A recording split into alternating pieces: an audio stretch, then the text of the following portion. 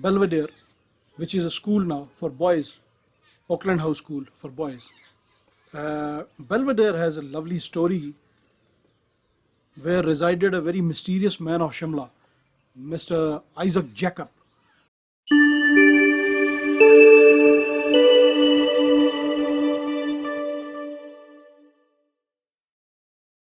Having a house in the hills was every European's dream who was living in India during the British time.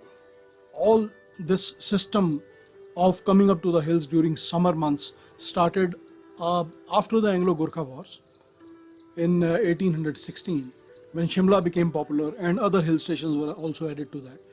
And initially these hill stations were used as sanatoriums. Later on they became the retreats. And India is a vast country. We have hills everywhere. You go to South India, you find hills. There are hills around Mumbai. Rajasthan has got hills, Aravallis, the oldest mountains in the world. And of course Himalaya. And in central part of India also, we have Satpura ranges, we have Vindhyachal ranges. The British officers were posted everywhere in the country. Here came the summer months and families wanted to rush up to the hills. So wherever they went, they looked for some piece of land in the hills and built a house for themselves. In total, there were nearly 64 hill stations found, discovered and developed by the British. That included Pakistan, Sri Lanka, South India, Burma, central part of India, Rajasthan, West Coast and of course Himalaya. And Shimla was always their first preference. Here in Shimla, land was granted to them by the Raja, by the local rulers, on two conditions. One, they will not cut trees so that there is no damage to the ecology. And the second was, they will not slaughter cows. By 1840, the number of British houses had gone already up to nearly 60 houses spotted here and there in Shimla. And you know, Shimla, the town is set up along a ridge and around 7 hills. So the slopes of the ridge and the slopes of these 7 hills, they provided excellent view. Even now they provide, of course. To the north, you have Himalayan ranges. Is about the farmost Himalayan peak that you see from here, standing at the ridge, is as the crow flies, is about 110 miles. So the slopes of the hills, they provide excellent view. And the preference was always to find a place on a slope with a lovely view and water body, water spring, a brook, a water channel, because in those days piped water was not available. So on these two preferences, the lands were selected. Two conditions and two preferences. The lands were selected. The challenge was to design the house. Architects were there, of course, but very few. They took the guidance and support of the European architects only. Most of the houses had big pieces of land around, at least 3 acres, and many of the estates were as big as 10 or 15 acres. This I'm talking about the private ones. Government houses had much bigger land. So in these big piece of lands, they grew orchards, they did farming, they had cattle, they had servant quarters, they had gardens. All of them were made in Victorian style, in European style. Different types of styles of architects were adopted. The material that they used was wood, stone and mud. That was the easily available material around here. To cover the rooftop, slates were there initially. Tin sheets came much later. They came in 1940s. So in the house, big size bedrooms, veranda, balconies, dining halls, pantry, bar. Kitchen was always outside. Toilets, every room had toilets, attached toilets, and every toilet had a door opening to the rear side so that in the morning, after people have used it, the sweeper would come from the back side, open the door, clean the toilet and go away. Kennels were required because they were very fond of keeping dogs. Servant quarters were required because they had a lot of servants. They had cooks, they had waiters, they had domestic helps, gardeners. Later on, drivers also came. And when rickshaws were introduced, rickshaw pullers were hired. In 19th century, there were few property owners in Shimla who were the biggest. They were the owners of large number of houses. I mean, as large as 34. Yes, one man had 34 houses. Another man, he had 17 houses. Another one, he had 20 houses.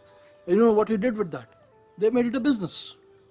They kept purchasing and selling houses, lands, and this is how they survived. I tell you the names of these owners. One of them was a very big property owner. He had nearly 34 houses, 35 houses in his possession. His name was Lieutenant General Peter Innes. He was the owner of some of the names I can read here. Once upon a time, he was also the owner of Auckland House, which is a school now.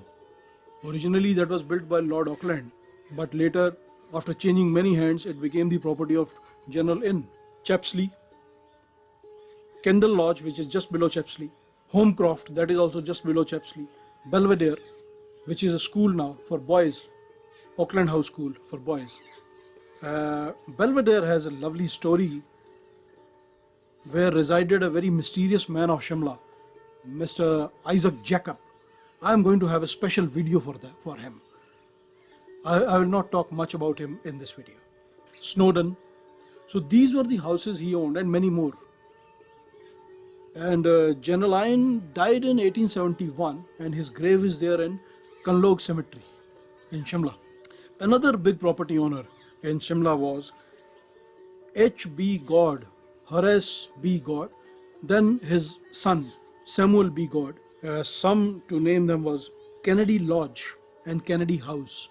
Later on, when Major Kennedy had gone back, or Captain Kennedy, the property became his God's property. Craigdu, that's in Longwood. Let me tell you one thing, that Craigdu once upon a time was the ground for the archery. So later on the house was built there and it became property of H.B. God. These houses were given on rent. Initially, the minimum rent was, the lowest rent was 150 rupees per annum. And the highest one was 1500 rupees. Later on, with time, it increased and the properties of Mr. S.B. God gave him 38,000 rupees per annum as rent only. Some of them were Barnes Court, which is Governor House now, Victoria House, Holy Lodge, Sonia Lodge, Yates Place. Yates Place is just next to Barnes Court, Governor House, Tara Hall School, the park, which is now with the military, Morley Villa, Kacheri House, Grant Lodge, Holy Oak, Kennedy Lodge, Telly-O Hall, Racket Court. Telly-O Hall was actually located at the place of Government of India Press in Tuticondi, and S.B. God took his own life at the age of 70 years in that house. Another one big property owner was T.D. Collier, Thomas Dean Collier. He also owned big houses. Gorton Castle, which is AG House, AG Office now. Tendrils was later on pulled down and Cecil Hotel was built on that. Portmore, which is school for girls now. And there's a very beautiful house in Mahasu, in Mashobra, called Dukani. That was also owned by T.D. Collier. Another property owner, the fourth one, J. Elston. He also owned nearly 17 houses in Shimla, big houses.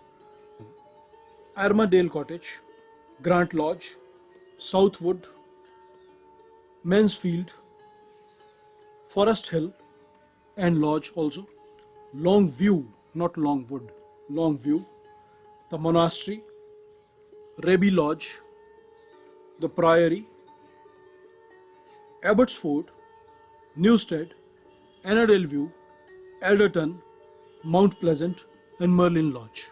Some of these houses are still existing and many of them are in still use, some with the government and some with the private owners. If you are one of the private owners of any old house, then please get in touch with us. My numbers are given at the end of this video and we would like to come and do a short video about the history of your house and interview you. You will be the one who will be telling the history. So because of these houses, the character of Shimla is alive. Victorian house, Victorian villa built in the shades of Deodar is everybody's dream, but only few are there who are able to have it fulfilled. Thank you very much for joining us. Thank you very much for watching these videos. I'll keep sharing a lot of stories with you about Shimla. These small stories, they give you a lot of information, the inside information of the building and developing of the town. So keep walking and keep watching Shimla with Sumit. Goodbye.